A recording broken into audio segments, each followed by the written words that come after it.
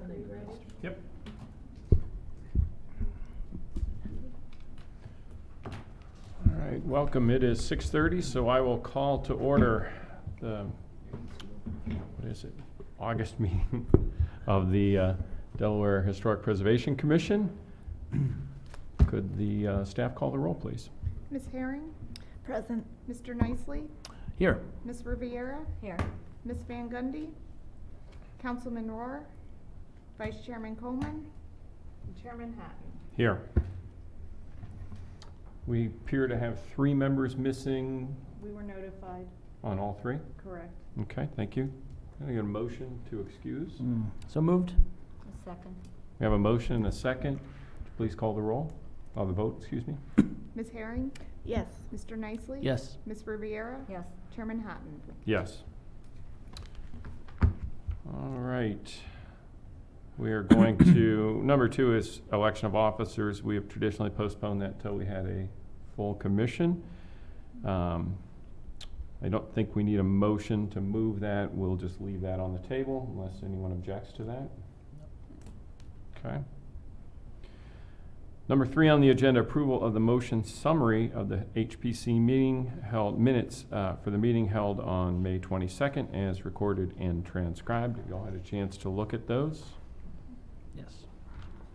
Any corrections, deletions, additions? No? To entertain a motion to approve. So moved. Second. Have a motion and a second. Could you please call the vote? Ms. Herring? Yes. Mr. Nicely? Yes. Ms. Riviera? Yes. Chairman Hatton. Yes. We also need to approve the motion summary of the HPC meeting held on July 24th, 2019, as recorded and transcribed. Again, any additions, changes? Hearing none. Do we have a motion to approve? So moved. It's gotta go to Kara. Want to second that, Kara? second that. All right, thank you. I wasn't We have a here. motion and a second. Could you please call the roll? Miss- Excuse me, the vote. Can't talk today. Ms. Herring? Yes. Mr. Nicely? Abstain? Ms. Riviera? Yes. Councilman Hatton. Abstain. That'll be on the next agenda. Since we don't have enough, I wasn't here, so. Can I just interject something, Mr. or Sure. Chairman? Just for the good of the order for the commission and the applicant, we have a quorum tonight. We have 4 members. We need 3 affirmative votes for approval. Just to remind everybody of our bylaws. Okay, thank you. All right, so we will bring that up next, which does take us to number 5 on the agenda, which is regular business. 5A is 2019-1868, a request by Dan Robson for a certificate of appropriateness for the proposed renovation of 115 East Winter Street, which is Zone B3, which is the Community Business District, and located in the transitional sub-district of the Downtown Historic District overlay. Staff, do you have a report? Yes, we do. As mentioned, the property is located at 115 East Winter Street.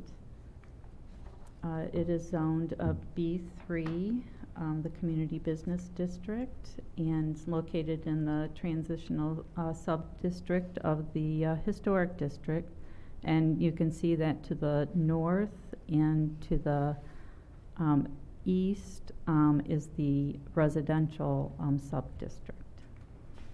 And here's the aerial of the property. And this is current photographs of the site. And just a little background. The building was constructed in 1963. It's a simple concrete block, 1-story building, approximately 1,400 square feet. And it sits on a 0.061 acre parcel that is also uniquely shaped as a trapezoid. And the building fronts on Estelle Street, being that it is so close to the bridge. A little background. The building is not the original building on the site. Back to 1885 and 1895 and through 1911, there were two-story residential twinplex that was situated on the corner. And the 1923, 1928, and 1950 maps illustrate that there was a filling station on that corner. And the 1922 city directory indicates that the Sinclair oil station was at that, on the site. And since the records that I've seen, the site was a laundromat for the last 30 years, since approximately 1990. The applicant purchased the property in 2007 and continued the operation of the laundromat. And eventually the business closed and the property has been vacant for about the last 5 years. And unfortunately, the building fell into disrepair from a lack of maintenance. And because of the vacancy, it became a target of vandalism. After lack of progress on the correction of cited code violations by the city was forced to condemn the property in January of 2018. And the property has continued to deteriorate since then. In November of 2016, the city issued a violation notice to the applicant to make corrections, and unfortunately, because of lack of progress, it was declared an unsafe structure in November of 2017. And eventually the building was condemned in January of 2018. And these are photographs of some of the exterior conditions. The photograph on the left, that is the current condition of the flat roof, and with pieces of missing siding and other structural deficiencies. And some of the photographs of the interior, which were taken by our chief building official, shows that the entire ceiling had completely collapsed, and the electrical system had deteriorated, as well as the equipment inside of the building. And the applicant had, made arrangements for a repair plan, and because of the lack of progress, the city issued the notice to proceed with demolition in May of 2019. And the applicant retained an architect who is here this evening to assist with the redevelopment of the building from a laundromat into a business office. The applicant was advised by city staff that since the property is currently condemned, that a plan to address both interior and exterior violations to remove that condemnation order needs to be presented to the city. And so the applicant's first step to renovate the building and to make it a secure and weather-tight condition entails replacing the roof, window and door replacement, and exterior wall encapsulation with a stucco product.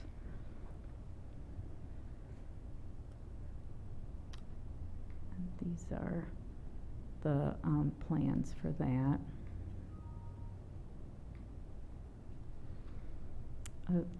The proposed roof would require variances to the architectural standards. And as we mentioned, the property is currently under condemnation and demolition orders by the city. And the city would be supportive of the chief building official's determination of demolition of the property. And section 1190.07A of our city codified ordinances does allow demolition of a substandard structure in the historic district.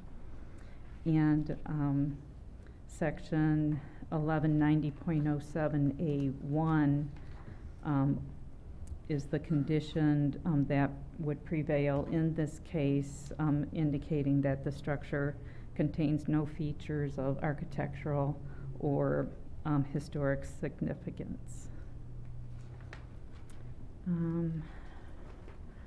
The city also wished to, remind the applicant that he needs to maintain a personal and financial commitment to follow through on all of the work items that were cited by the city. And again, both the exterior and the interior need to be addressed. Once the design is reviewed and approved at the discretion of the Historic Preservation Commission, the applicant indicated he will then seek financing for the exterior work. But the city is reiterating the applicant and the architect are to prepare exterior and interior plans and to seek financing for the entire project, not just the exterior work that's being presented today. And the city is requiring that the applicant provide financial documentation to the city by September 30th regarding the financing approval for the project. And then with successful financing in place, the applicant will need to instruct the architect to prepare the required detailed construction drawings and apply for a commercial permit through the city Planning and Community Development Department for that exterior and interior work by October 31st, 2019, to continue to show progress to address the demolition order. And then after approval of that permit, all work would be expected to be completed by March 1st of 2020. And should the applicant not provide the documentation from the lending institution for financing the entire project by September 30th, unfortunately, the city will need to proceed with demolition of the building. And once should project financing be secured and the redevelopment work is started, it is expected to be completed and all inspections by the city to be completed by March 1st of 2020, or again, the city would proceed with demolition. And as mentioned, for the exterior work, certain items technically would need a variance to the architectural standards. And so the applicant is requesting a variance for the roof design from the flat roof to the gable roof. Oops.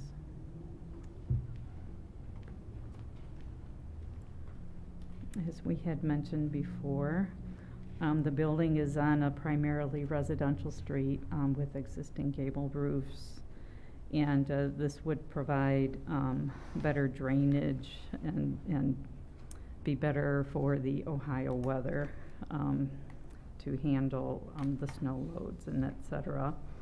And metal roofing is an allowable material in the standards, so staff would be supportive of this variance request. Regarding the entry doors, the standards state that the entrance door should be glazed with at least 50% and not more than 75% glass in area. And the building entrance that is utilized by the public faces Estelle Street. And so that particular entry door does comply with those requirements. But the side and rear entrance doors would be service entry doors, and the applicant is requesting that they be a flush door for security reasons. And the staff would be supportive of that variance request. The applicant also requested the use of vinyl windows on the property. The existing windows are plate glass windows with wood frames, and they have been, again, been a target of vandalism. Okay. Let me get this. I was going for one of the recent photos here. There, okay. You can see that the windows are the wood frame glass windows, and they have a tendency to get broken on a regular basis. And the staff did advise the applicant that vinyl is not an approved material in the standards, and that wood or the aluminum clad wood windows or the aluminum storefront type windows should be installed. And so staff would not be supportive of the variance request regarding vinyl windows. And lastly, the stucco application on the exterior walls.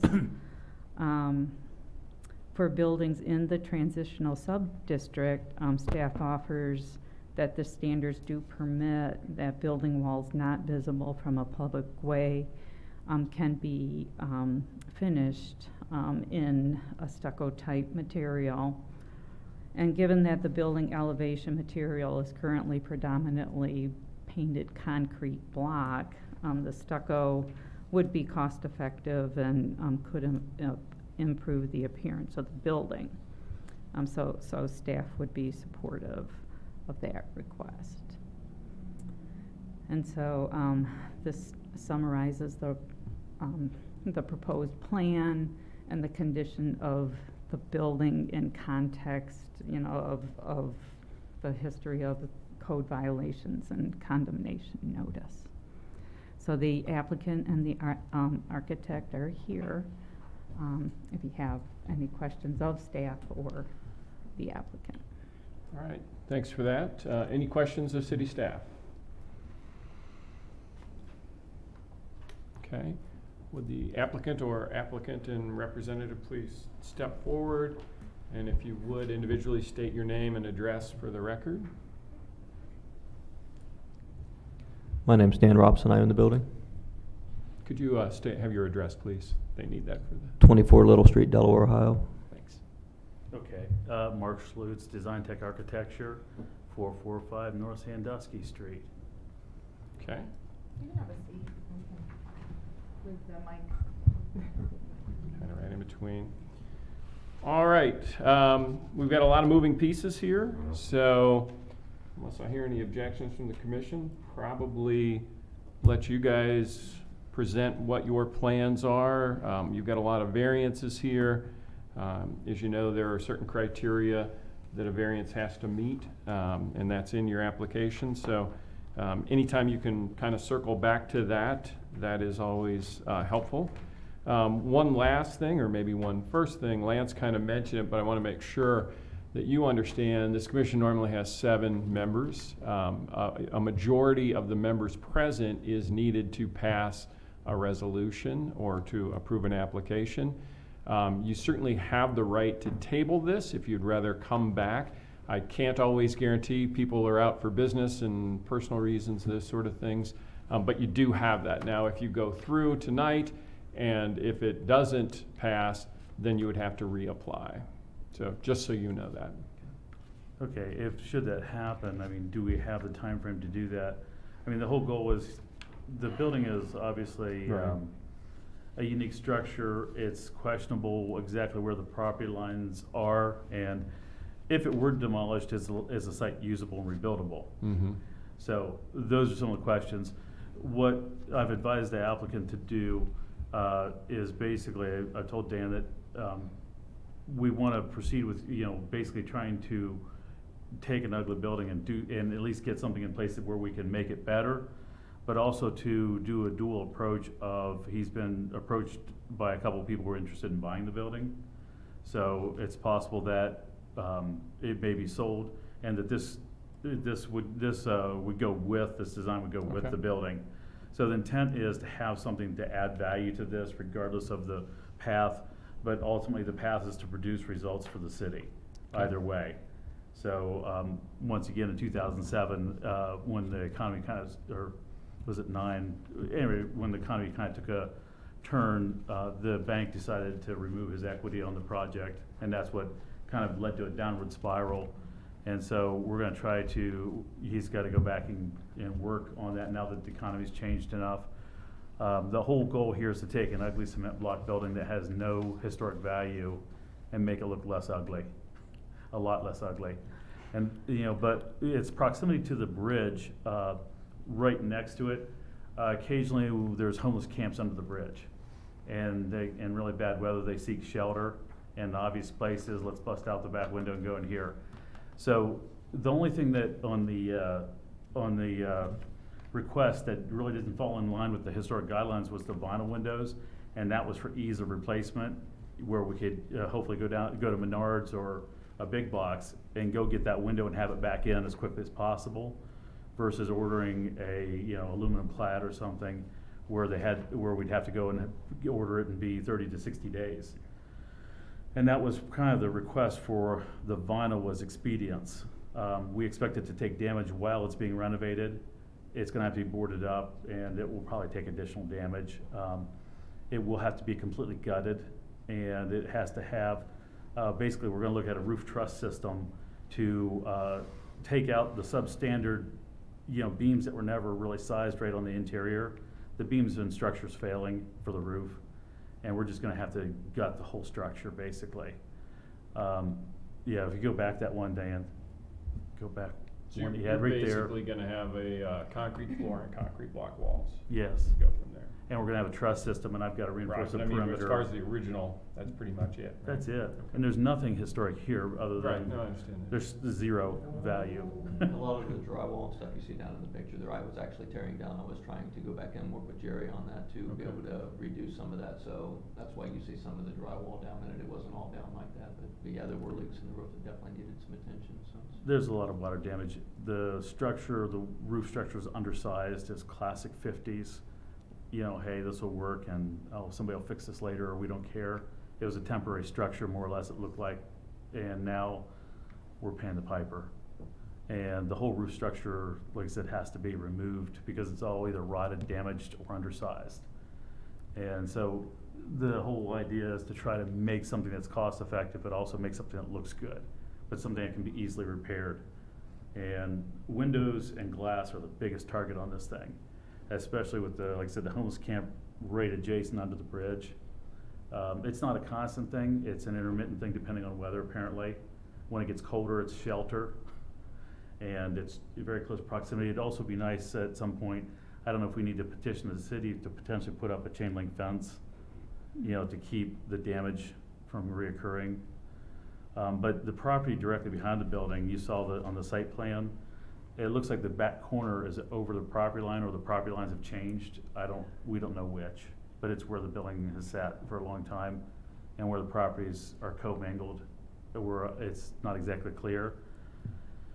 And so technically, I don't think we can put a chain link fence on the city's property. So that'd be another thing to consider in the future. I'll leave that up to the city.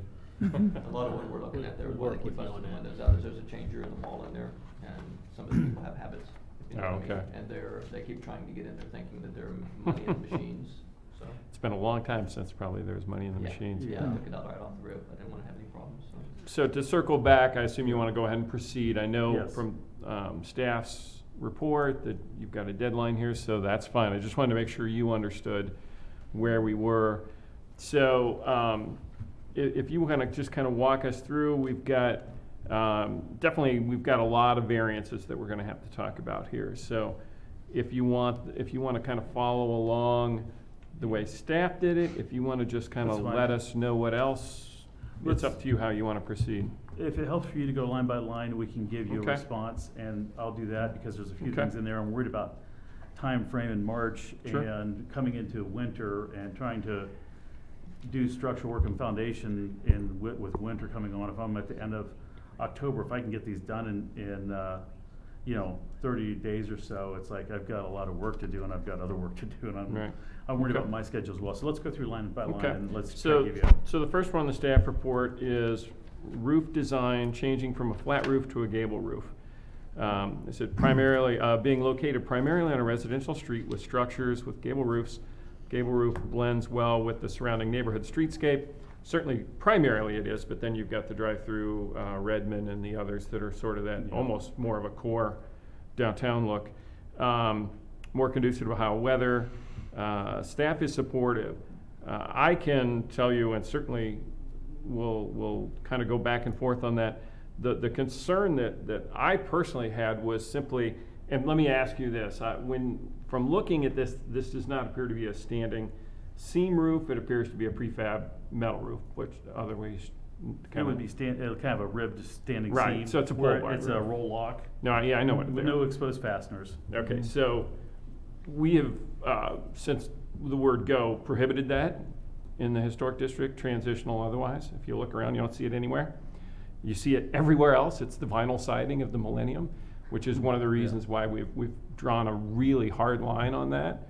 So from my perspective, I don't really mind the gable roof. Again, there's nothing historic. You're not tearing off a cornice, anything else. You've got a flat, probably rolled rubber roof. It's From built a up tar. perspective of this is always a challenge. So we went through this last month, the month before, with the property on William and Franklin. Now they're going to tear that down. That's again, it's Right.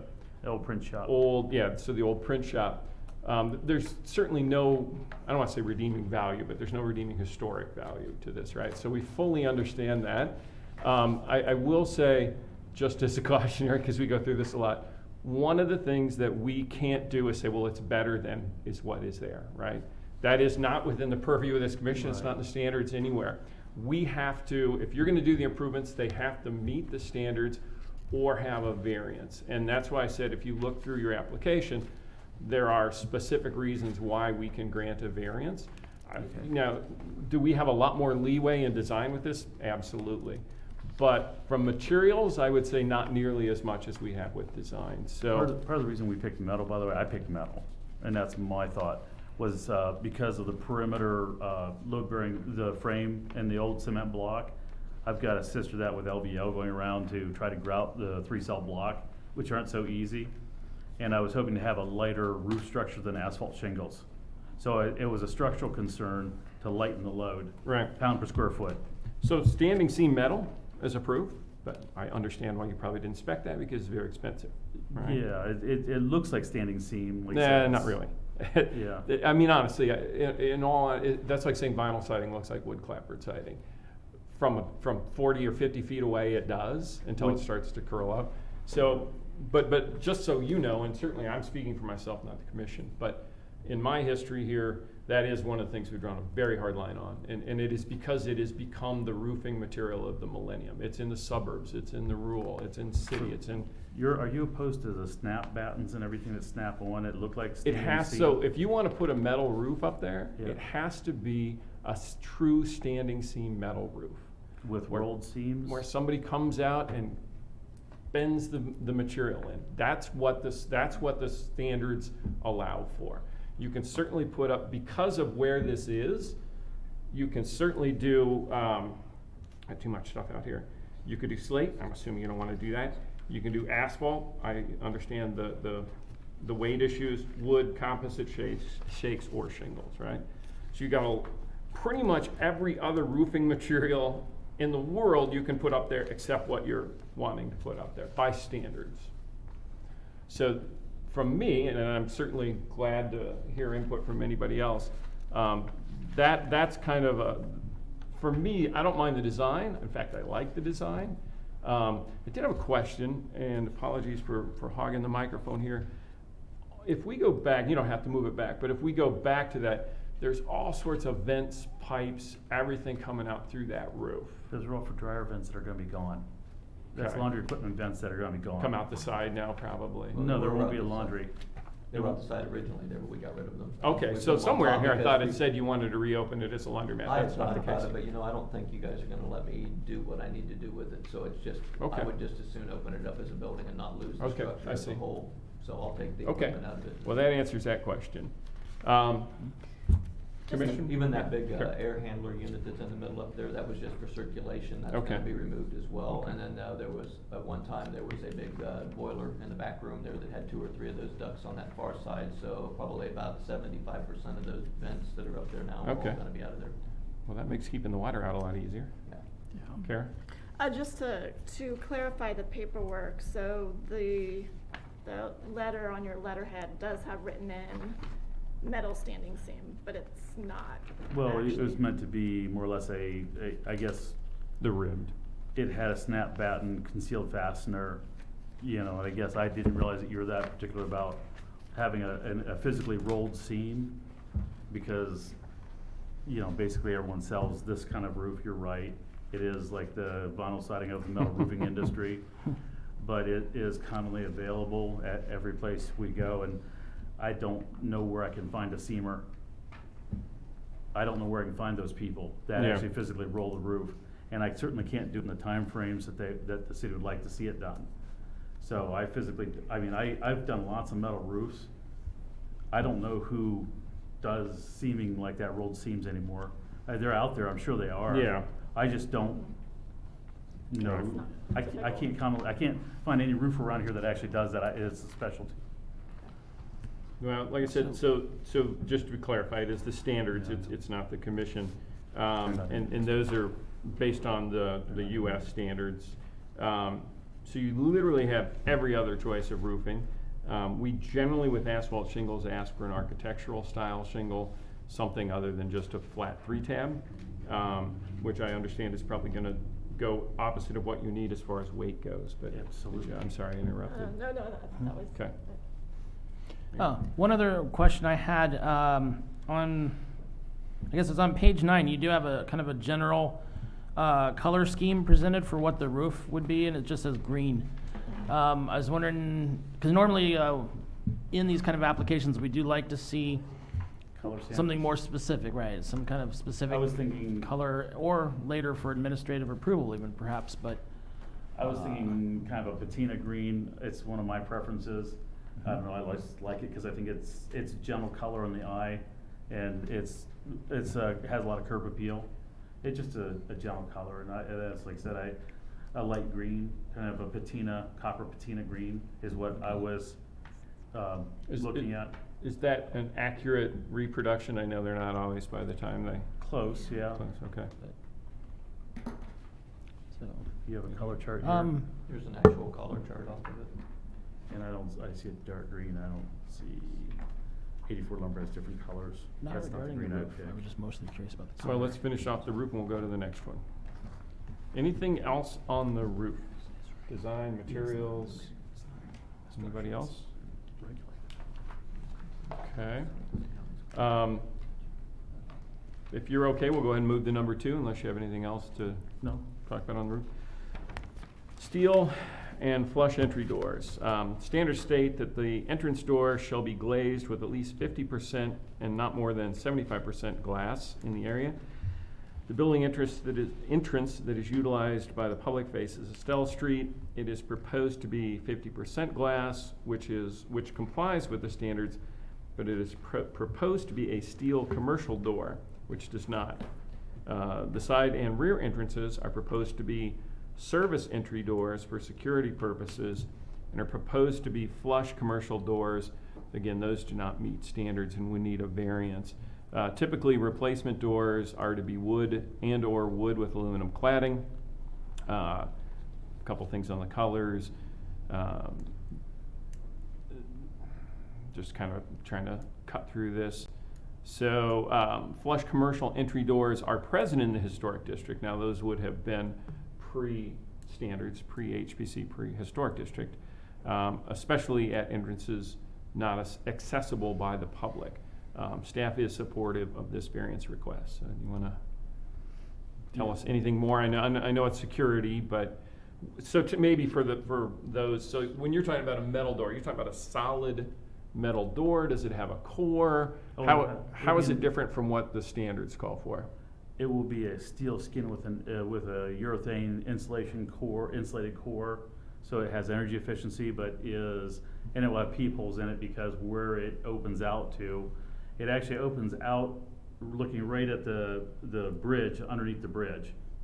And there's one in the back, there's two in the back, and one looks out into the river, and the other one looks out into the bridge, so they're not anywhere you can actually see them. Like on the left, you see the two windows there on the side view? Yeah. There's actually a third window, and the door's on back. And it's not visible to the public, really. And that's why it's a vandalism target, is because it's not visible to the public. You can't see it, so it's easily gotten to and monkeyed with, and nobody can see you while you're back there. Right. So the main difference, if I understand it correctly, between what the standards would call for, which would be a wood door or a wood door with aluminum cladding, is those are going to have a wood frame.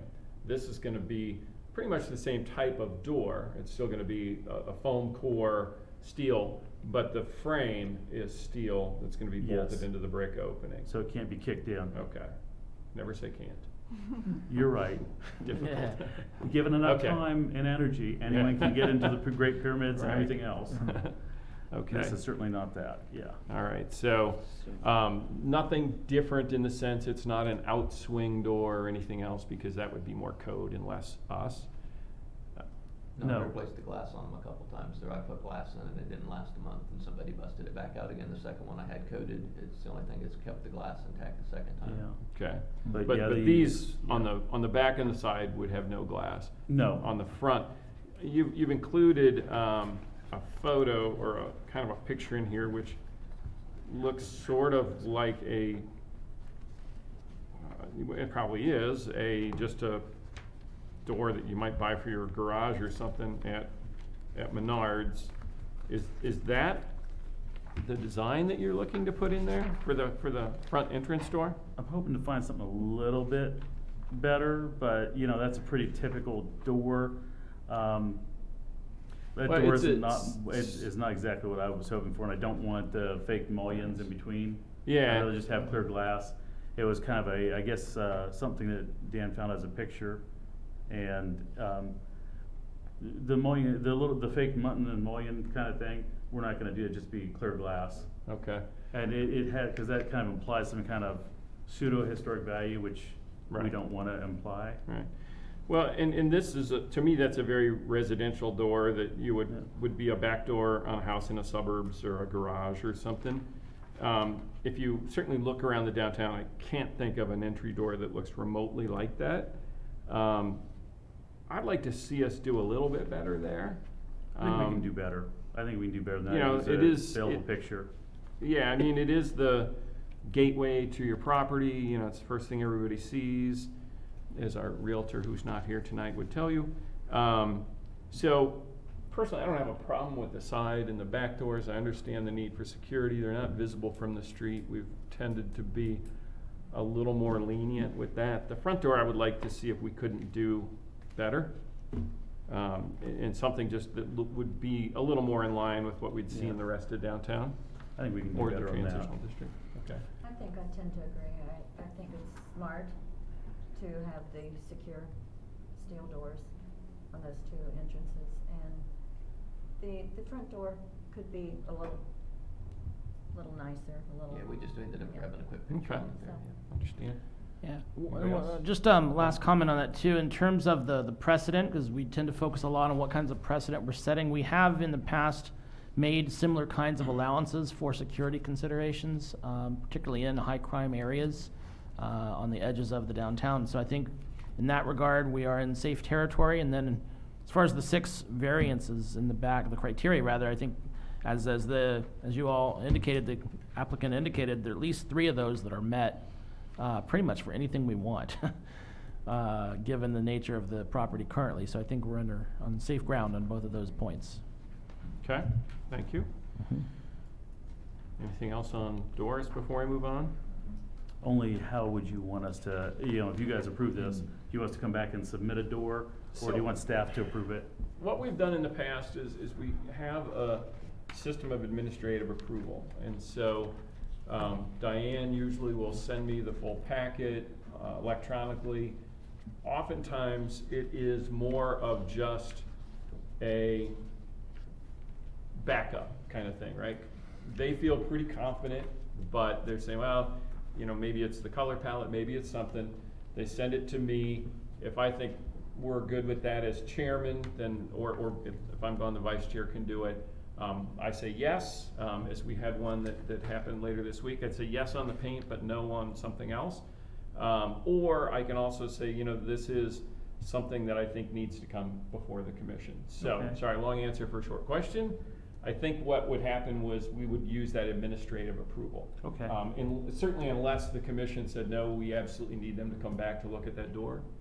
That is within their purview. But I'm guessing based on what you've heard tonight, I think you kind of know what we're looking for. I think I do, so I think I can do that. So generally what that's going to do is just add, depending whether I'm traveling or not, and how much Diane bugs me, a day or so to track me down and to do that. So, okay, so keep bouncing back and forth on pages here. We are now on to number 3, vinyl windows. All right, so you kind of talked through this already. I understand what you're trying to do. This is also one of those things that has just absolutely been a line in the sand, not only with us, but with the standards from the Secretary of the Interior on down. We do obviously allow clad windows. I can tell you that we have had requests for fiberglass windows. I know you're an architect, probably familiar with those. Marvin is the company that's brought those. Those are a little bit different in the sense that they're more of a almost kind of a urethane. They sometimes have a wood interior, other times it's fiberglass. It's called pultruded fiberglass. It's a dye method to make them. It's drawn through a dye and it's long fiberglass. Right. So And those it aren't tends to be- approved by the standards or by us, but it is something that has come up, and it's only come up once or twice. I guess But part of it- vinyl's been a non-starter, I will say. I guess part of it is, had this been a historic building, I wouldn't even dreamed of suggesting it. But since it's a non-contributing structure and it's a cement block building with zero historic value, the idea, I guess, Department of Interiors is when they come and say, you don't want to muddle historic with non-historic. I don't want to create a pseudo-historic building with elements that appear to be historic that never were. Right. And the vinyl would make a demarcation that this clearly is not historic, nor is this building historic, nor is it a contributing structure. And that's why I thought it might possibly be acceptable here. While we're in a historic district, the Department of Interior standards do say not to mimic historic features and pseudo-create them. But they also clearly said you can't have vinyl windows, right? So Right, in a historic and so I building. I think, Yeah. I understand where you're going. I think you would also agree as a design professional that 99% of that is really around design, right? And I think the design doesn't change, whether it's wood clad, whether it's true wood, whether it's fiberglass. No one is going to mistake the fact that you're trying to make this. In fact, the Muttons, kind of that fake colonial look, that's why we wouldn't want those. I like the idea of the casement windows. Are they going to be opening or are they non-opening? We'd probably have to have a number of them opening for the outside air requirement for the mechanical code. Okay. So we'd do natural vent and have to have a number of them operable and Right. some fixed, but Okay. once again, it was for ease of replacement because we do expect them to be broken. Right. I'm not sure. I used to, Used to go to the pet groomer there. I know they don't seem to have problems. They're not right next to the bridge, though. That's Well, no, I understand Yeah. that, but I also think, like anything else, once it starts to deteriorate and it gets tagged, it just goes downhill very quickly, right? I think once I understand, I've lived in bad neighborhoods with historic houses. This is generally where they're located, right? I know you've got a battle on your hands, but I do think once you get that up, it's gonna. I don't want to say it's gonna stop. I can't make that, but it's not an obvious abandoned building, right? So I'll certainly entertain comments from anybody else, but I would, again, the vinyl windows is just a line that we've not crossed, and I think Ms. Riviera brought it up, or someone did, but you know, the other thing we always have to be mindful of is if we allow a variance for you or for anybody else, then it's, well, okay, well, they got it, why can't we have it? And certainly understand there's special circumstances, but now all of the buildings in the transitional district will say, well, we're special too, we're in the transitional. So I don't mind the what you called out with casements or anything else. I would just very much like them to be, for those to meet the standards for the material. I guess I have a question for you about the transitional district. Okay. Is there anything else like this at all in the transitional district that's cement block and this non-contributing? I mean, if we're talking about relative context, I don't know anything that is this nasty, truthfully. So probably the building I just referred to, the old print shop, is close. Yeah. It's not block. Well, it is some. You know, honestly, if you look at not that long ago, where the old, was it the old bus station, but where the Solar Saloon on the top is? Yeah. The old That LMK. would have been thought Yeah. of that way, right? And it's like, well, this is nothing. And now it's sort of created its own history. Now, I have no illusions that your little building there is going to create its own history. But that's an example of something that's wildly out of character with our, core downtown. But now, because of, I think, a fairly sympathetic remodel on that, I think fits with our downtown. To your point, they didn't try and make a fake, not to pick on Dublin, but a fake Italianate storefront. A cartoon downtown that muddles the character. Right. Yes. So yeah, to your point, we don't have a lot of that, but we certainly have houses, houses that used to be houses that are businesses. So we've got a lot of different things in the transitional district, and we do have to treat them individually, but we have to apply the standards as written. And one of the things that, because of where this is, and forgive me, I got a bunch of stuff out here, I would almost look at what the standards call for the residential sub-district, right? Because, again, there's the drive-through, the Redmond building, which are a little bit of an anomaly, but essentially you're in kind of a residential area there that's become commercial, but was additionally, and, some of the things they talk about, for instance, street-facing windows should be double hung. Well, that's because it's residential, right? So you're in a residential area, you're gonna make your commercial building have kind of a residential flavor a little bit to it.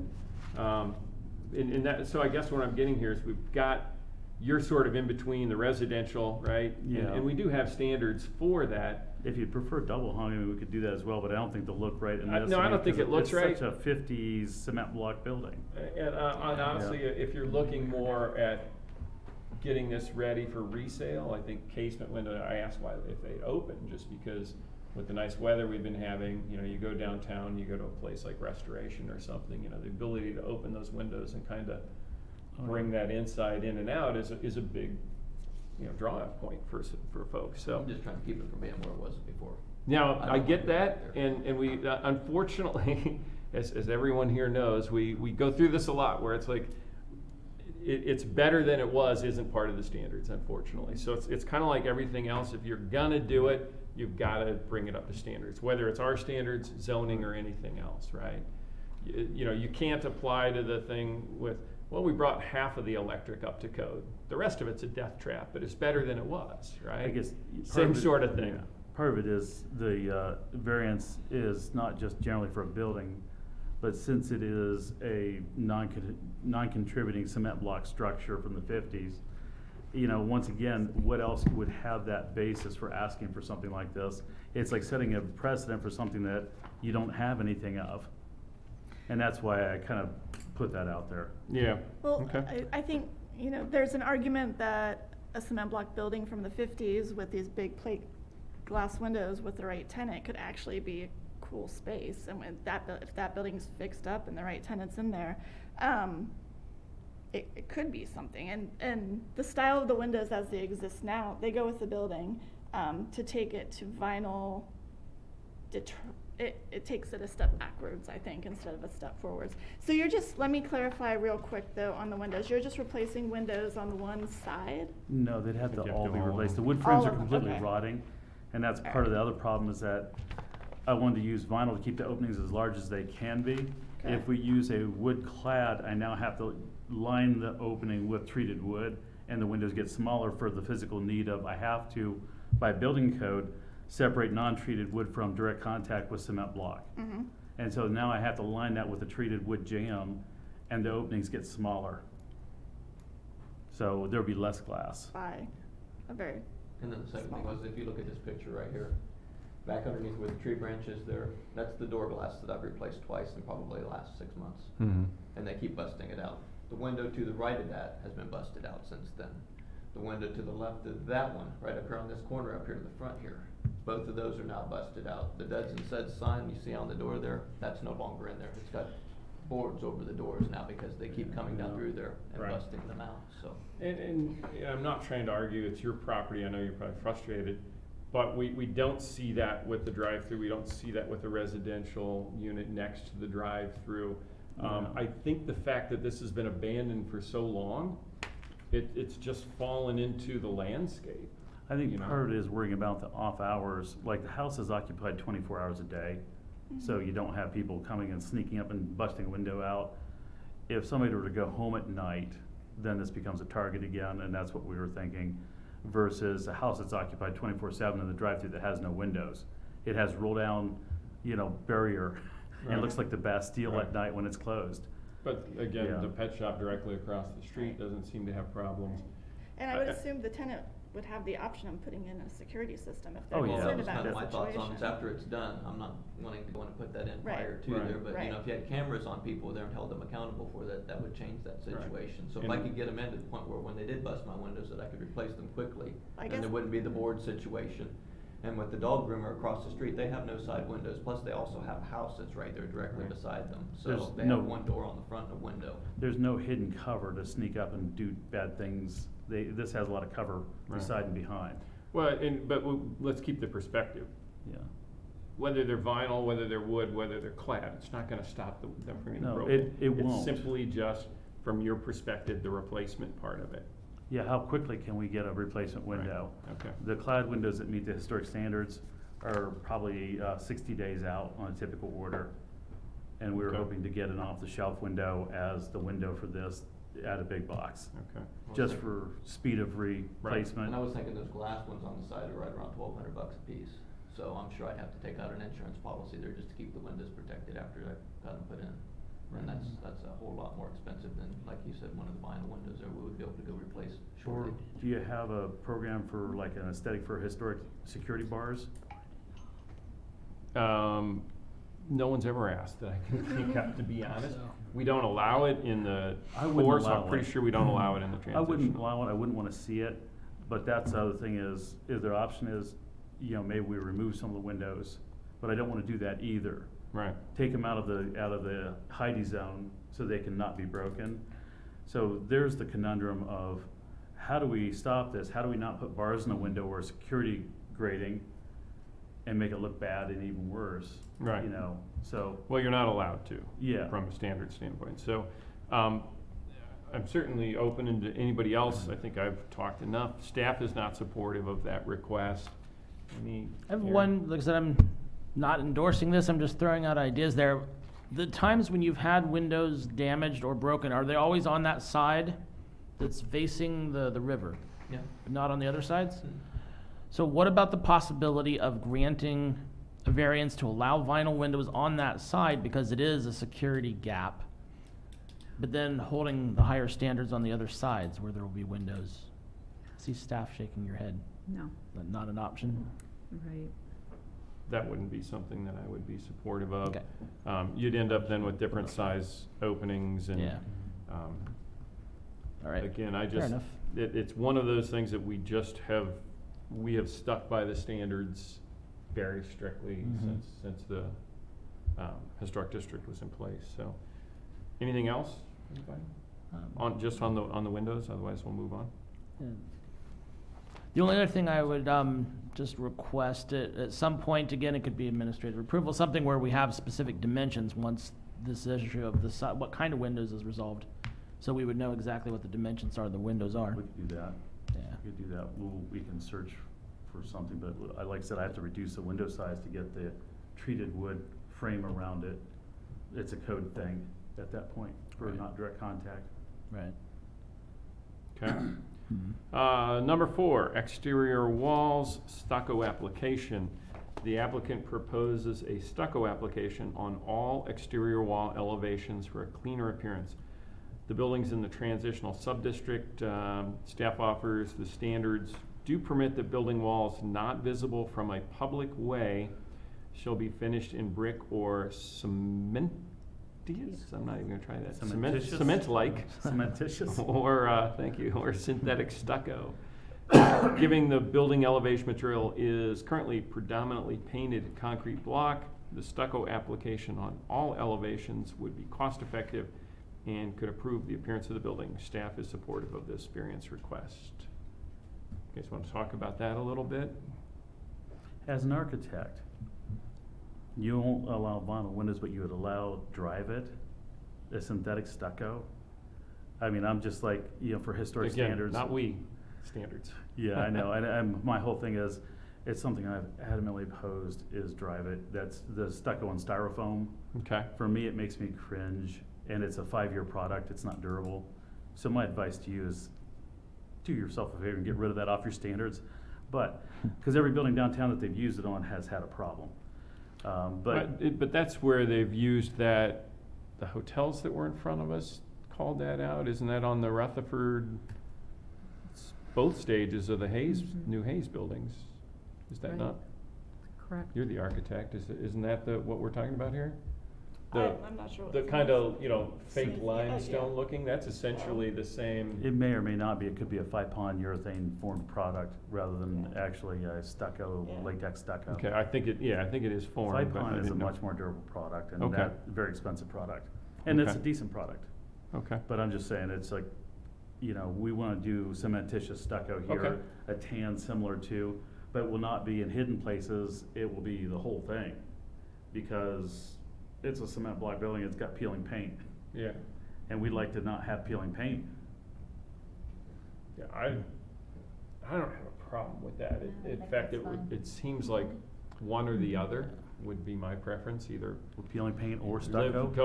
Either block and Paint. love you have the block, or stucco all the way around and do that. I don't, Or brick on all again, sides. sometimes the standards are out there with the idea that most of these obviously are gonna be brick buildings, right? And Yeah. so, and as you know, oftentimes, common walls on the back, at the very least, they put, the bad brick on the back. Yeah. It's all sorts of things, sometimes over the years, they're stuccoed rather than repoint the thing, they just Or, smear it. yeah, new paint. So, and- so that's really what that is about, to stop people from doing any more of that.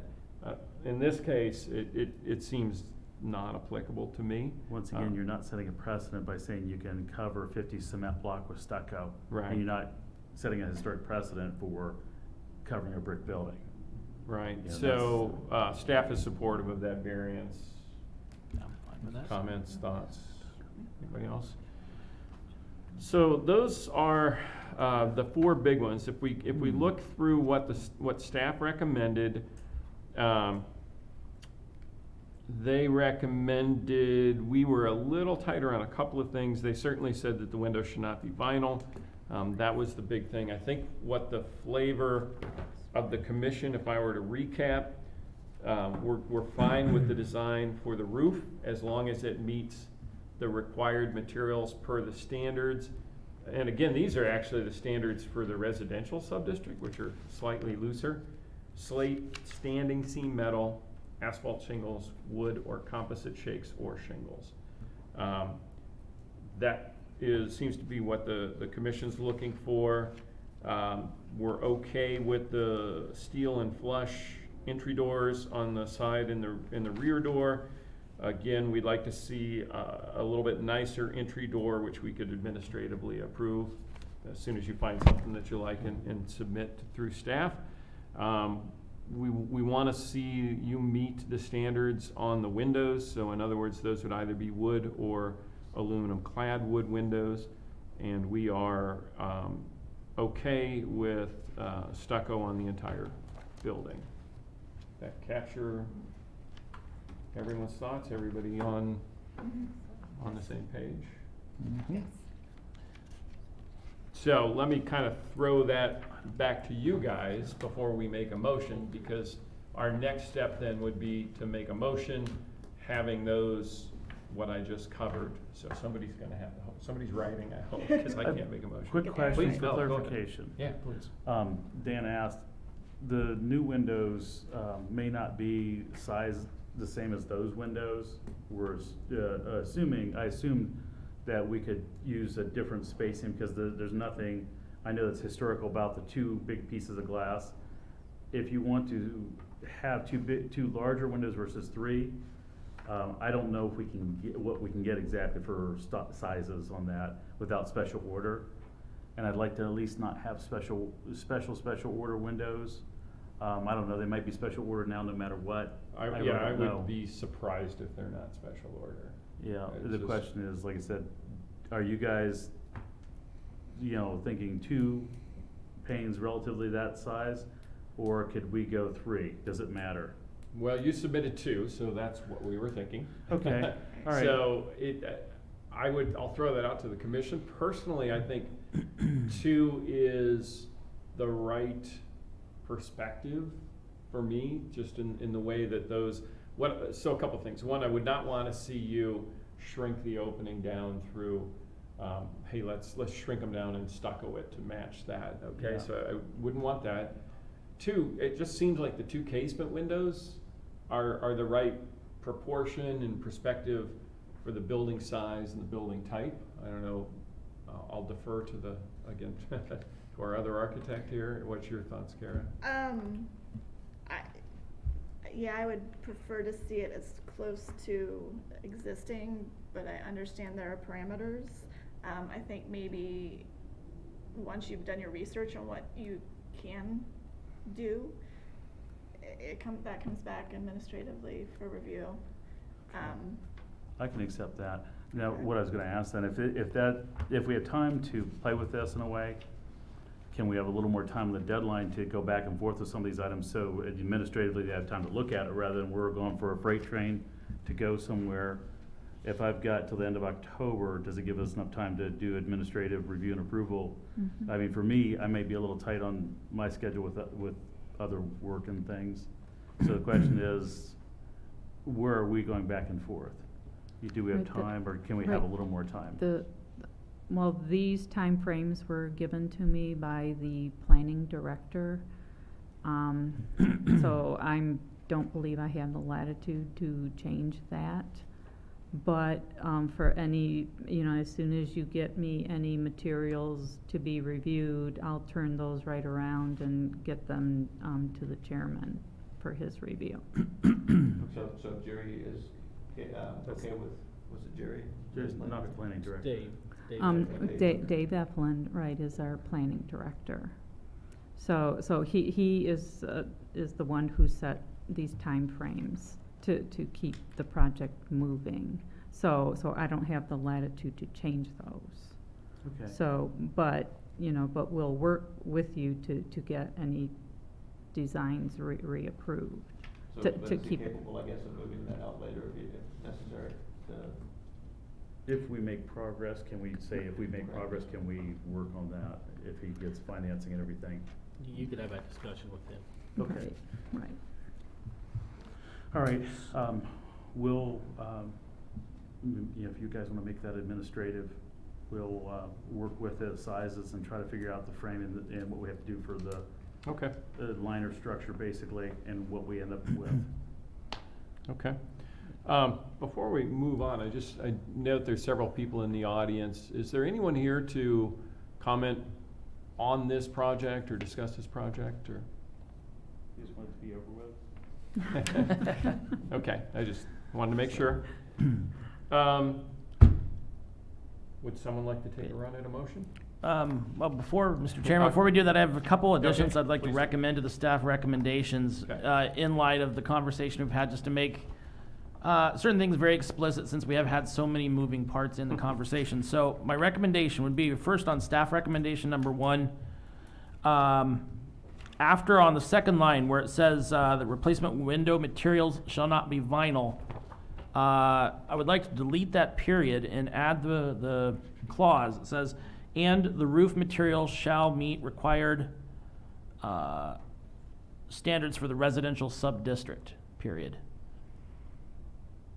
You went from windows to roof, and I got lost Yeah. there somewhere. Okay, well, the clause there in that first recommendation, it says with the condition, well, let me back up to make Okay. it clear. Should HPC grant approval of the exterior building renovation as presented, it is granting variances to the historic district guidelines with the condition that replacement window materials shall not be vinyl.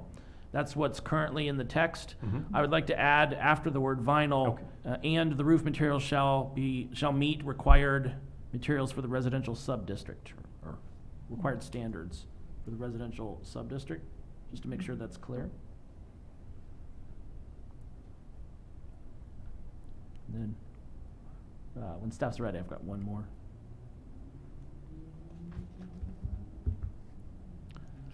Okay, the second request I would recommend is on item 2, staff recommendation number 2, which currently reads, the applicant shall adhere to historic district architectural standards for any final details of new construction of this building and site not yet addressed. Such items are to be incorporated into final construction drawings and discussed with and administratively approved by staff and HPC chairman prior to construction. That's the current text. Just to make it explicit, all the different elements we've discussed, I would like to add the following at the end of that recommendation. It would say, these details shall include, but not be limited to,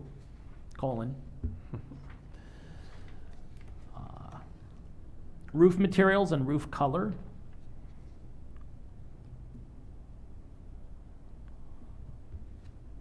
stucco color, color and final dimension of windows, front entrance door style and color, and any planned exterior lighting, period. Because my intention there is, again, not to slow the process down, but by allowing all of these to be articulated as subject to administrative approval, my hope is the applicants can just put together the packet and bring it in and say, here, these are the details that are not currently spelled out, but that we want to be able to see, just for the sake of our due diligence in the matter. So And- just as a point, and I'm Mhm. assuming this is kind of a motion, just to make it and easy and not Part- have to into it. restate it all, or what's easier for you? I think you should make the motion with the additions that were Restate it, stated. okay, so in I that don't case. think you need to restate everything, We but can just just as say- stated. Okay. Recommendations as amended? Okay. That'd be okay. On the very last one, the only thing I would say, I just, in the interest of, I was gonna say not being onerous, but maybe less onerous, how's that? Yeah. The exterior lighting, the standards are pretty basic on that, so, Okay. you know, I wouldn't want them to have to say, hey, we wanna put a light on each corner, exterior, down beam, up beam, whatever, and have to do that, just to, we normally don't get into that. The standards are pretty clear on what the exterior There won't lighting be can any be. kind of light pollution or anything like that. No, at it's, all. it doesn't even Off. really go into that, it's Yeah. more around the type, so I would say just front door styles and colors and put a period there. Okay, So, that would be fine. We can strike the any planned exterior lighting from the recommendation then. okay, thank you. Yep, thank you. Any other None. changes? Would you like to make a motion then? Okay, I will do that. So I move that we approve request 2019-1868, a request by Dan Robinson for certificate of appropriateness, as stated in the packet, with the inclusion of all staff recommendations as amended in this meeting. Does that get you where you need to be? I'm good with that. Awesome. A motion, do we have a second? I'll second. We have a motion and a second. Could the clerk please call the vote? Ms. Herring? Yes. Mr. Nicely? Yes. Ms. Riviera? Yes. Chairman Hatton? Yes. Gentlemen, thank you. Appreciate Yep. your willingness to work. Appreciate the detail that you presented us tonight. That's very helpful. It's much better than cocktail napkin sketches, so thank you very much. Thank you. Thank Appreciate Yeah, it. those were the old days. Not everybody's on board with that. Sorry. Thank you. Appreciate that. Thank you guys. Have a good day. All right, take care. You too. And good luck. That's, will be great to see that. It'd be nice to be able to sink our teeth into it. Rise We back haven't up. touched anything on it for quite a while, so it's Yeah. good to get involved with it. Awesome. All right. Thank you. Thanks. All right, thanks. All right, that is the only request that we have in front of us. We do have discussions. I assume we'll table the fiberglass clad windows since we do not have everybody here. Mr. Coleman had brought up the idea of more of a discussion around expansion of the historic district on the east side of Delaware. Again, there's only 4 of us here. Not Mr. We could Coleman. certainly discuss it, or we could just move on to number 6, staff comments. No, all of the patio permits and sidewalk permits have been issued, so we're good for this year. Just in time for winter. Yes. And then, we are going to be trying the online application system again next year. This year was the rollout of that system. So, so next year we hope to get a few more bugs worked out of that. Okay. For what's being submitted online? Everything? Just renewals, right? Yeah, Not right, renewals, Okay. and when we do have new permit requests, we do a more thorough review of those. And then their renewal would be done online. So, Great. okay. Okay, commission member comments and discussion. I just wanted to thank city staff for the very complicated packet this evening. It was very easy to walk through, so thank you. Oh, good, I'm glad. And the saving us staples. Yep. I do have something, and again, I think it's probably something that we should bring up when we have more of a quorum, but as Diane can attest, one of the things I've been working on this week was a proposal that they had asked that I approve administratively. It was for, help me with the address, it's where it's across from basically the Strand or the Delaware Gazette parking. It's Tito Paul is the State Farm on the ground floor. Right. They're looking to do a second floor. So, that's all good. However, there are going to be 2 businesses up there, and our standards, and I remember kind of going through this before, but our standards are still, I think, really kind of based in the idea that there's going to be a business on the ground floor and storage or not much else on the second floor. Now, if we go back originally to when these were built, there were 3rd floors. Everybody knows there's ballrooms and there were Masonic temples and all sorts of weird stuff up there. What we're finding now is that our 2nd and 3rd floors are definitely being used. They're being renovated either into offices or living space. So our standards provide signage on the sign band basically for the ground floor, which I think has worked out pretty well. We have allowed signage if we have a door for stairways going up to the 2nd and 3rd. They have signage there. We've allowed signage on the windows on the 2nd and 3rd floors. One of the things that we've also allowed is pedestrian projecting signs over that door. Again, the idea is not to stop traffic. Oh, here's where XYZ company is, but as you're walking down the street, maybe you're looking half a block away, you can help. It helps you find it. So it's more of kind of like a wayfinding. one of the things that our standards talk about, however, is that, I thought I printed it off. Pedestrian, blah, blah, blah, blah, blah, blah, where'd it go? Number of signs allowed. Each ground floor premises, these are projecting pedestrian oriented. Each ground floor premises is permitted one pedestrian oriented projecting sign in addition to the other signs allowed by this code. In addition, one upper floor premises, probably should be premise, may have a pedestrian oriented projecting sign suspended on the wall above the door leading to the upper floor premises. Such sign shall not be counted against the total signage under these standards. That's all well and good. However, what I was presented was there are two businesses. They want to have one projecting sign post, and they want to have two signs.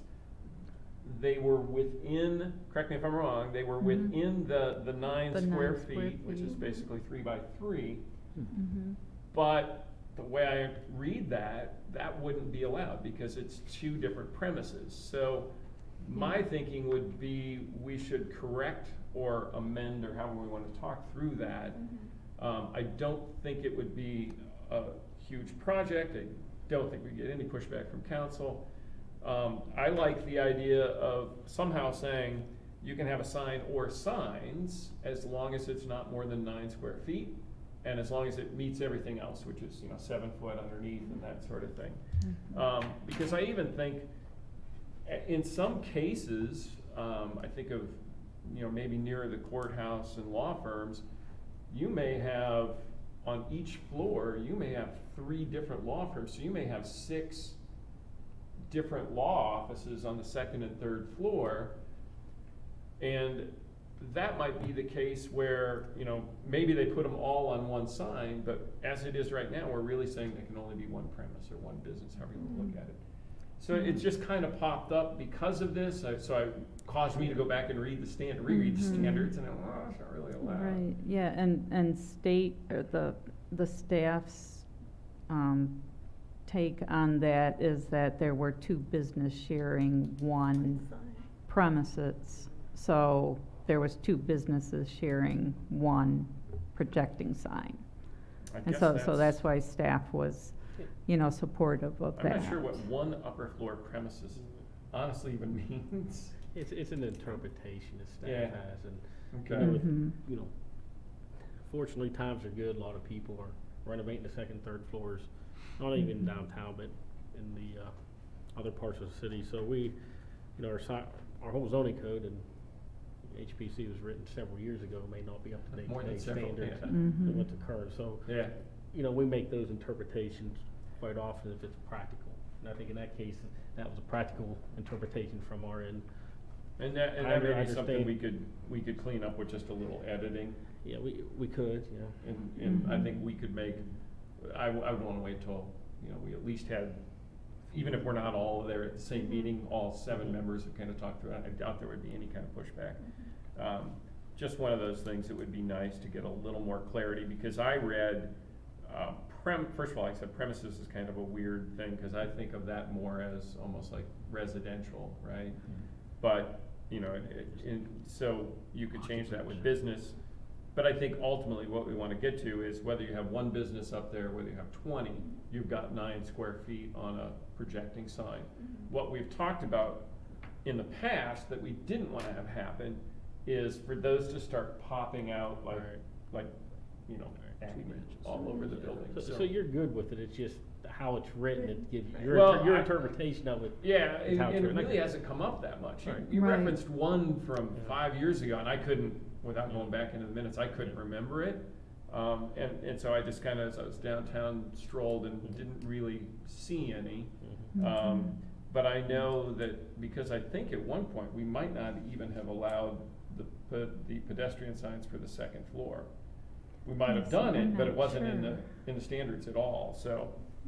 Anyway, that was something that popped out at me, so Diane, I'll go ahead, I'm gonna approve that because it's, I think, based on what we discussed tonight. So unless someone has concerns, I'll go ahead and do administrative approval. I think it's a good idea. I think it's something we really need to look at, because the downtown is expanding It's evolving. up Yeah. too. Okay, And yeah. something on a couple of my buildings, I do have upper floors, and we do have, with Orange Township zoning, we're allowed to have as many signs as we want on one projecting, Right.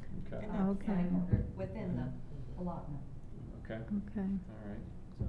I think you're right. I Okay. think it would be a relatively easy edit to that. Yeah. The material I was looking at, it's on page 19 of the standards. Yep. I just wondering where it was, but I think we could easily wordsmith that a little to talk about, okay, if it's more than one occupant on a floor, if it requires multiple vertical floors, and either way, we could clean it up, submit it to council probably. Would that be, I'm assuming It would go based on here, other then stuff? go to planning commission, then it would go Planning. to council would be the process. Okay. Probably be something we could do pretty quickly.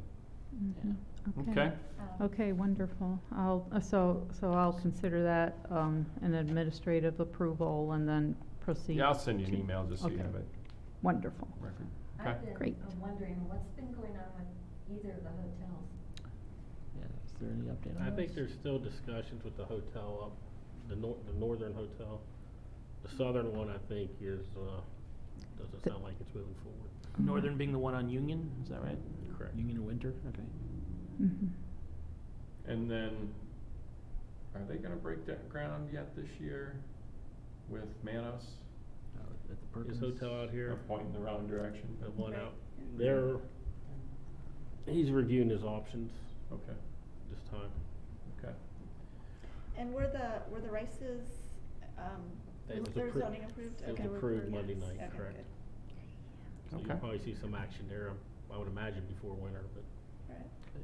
Okay, any other, member comment discussion? Okay. Next regularly scheduled meeting, September 25, 2019. Anything else? All right, Nothing here. seeing nothing, we are adjourned. I guess I'm supposed to have a motion, but not a second. I That's can't okay. remember.